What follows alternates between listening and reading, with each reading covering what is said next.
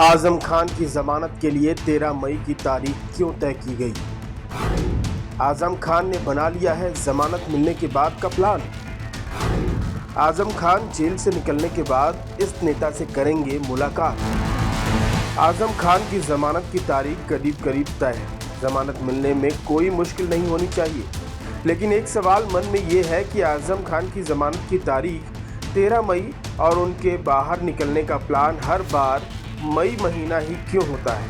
ऐसा इसलिए क्योंकि 2 साल पहले जब सुप्रीम कोर्ट ने उन्हें राहत दी थी तो तारीख थी 11 मई 2022। इस बार फिर उनकी जमानत की तारीख हो सकती है 13 मई 2025। तो क्या है आजम खान और मई महीने का कनेक्शन? चलिए समझते हैं।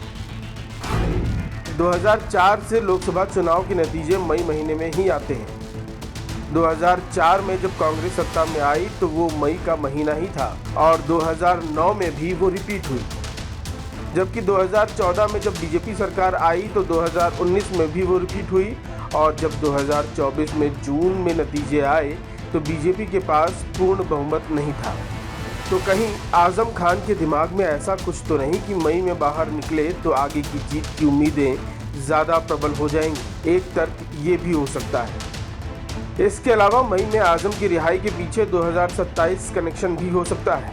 अगर आजम और योगी की डील हुई है तो हो सकता है कि आजम को 2027 के चुनाव के लिए तैयारी करनी हो और उसके लिए उन्हें ज़्यादा से ज़्यादा समय चाहिए होगा।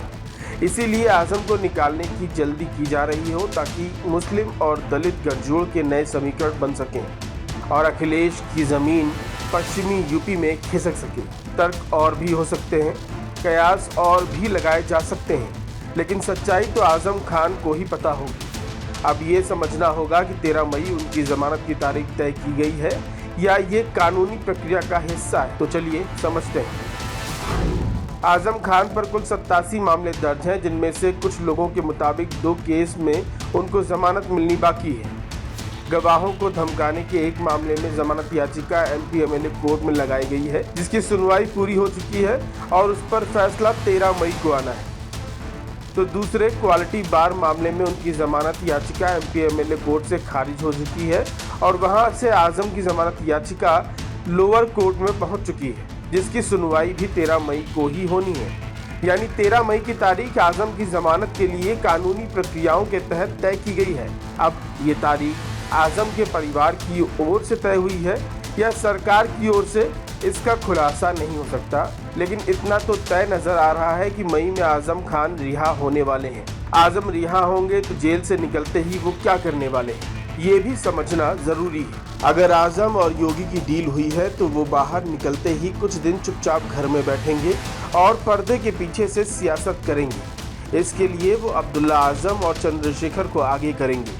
इसके पीछे जो तर्क है वो है चंद्रशेखर की वो चिट्ठी जो उन्होंने अखिलेश यादव के खिलाफ योगी को लिखी है और योगी को दलितों के लिए आखिरी उम्मीद बताया है। शायद इसीलिए अखिलेश ने भी दलित वाला राग अलापना छोड़कर राजपूत जपना शुरू कर दिया है और राजपूतों वाली पगड़ी पहनकर प्रेस कॉन्फ्रेंस भी कर डाली है। अगर आजम और योगी में डील नहीं हुई है तो आजम खान अखिलेश को जवाब देने के लिए कांग्रेस से चुपचाप हाथ मिलाएंगे और धीरे धीरे इमरान मसूद जैसे नेताओं का समर्थन करना शुरू करेंगे। अब्दुल्ला आजम और चंद्रशेखर को मुस्लिमों के बीच हीरो बनाएंगे ताकि पश्चिमी यूपी में कांग्रेस का जनाधार बढ़े, मुस्लिम और दलित वोट अखिलेश से दूर हो। और अगर योगी या कांग्रेस किसी से डील नहीं हुई है तो आजम खान जेल से बाहर आने के बाद मंच पर खुद आएंगे और खुलकर अपनी नई रणनीति का ऐलान करेंगे। आपको क्या लगता है, आजम खान जेल से निकलने के बाद क्या करने वाले हैं? अपनी राय हमें कमेंट करके जरूर भेजें। न्यूज़ कोरिडोर्स आप हमें यूट्यूब पर, इंस्टाग्राम पर, एक्स पर और फेसबुक पर फॉलो कर सकते हैं।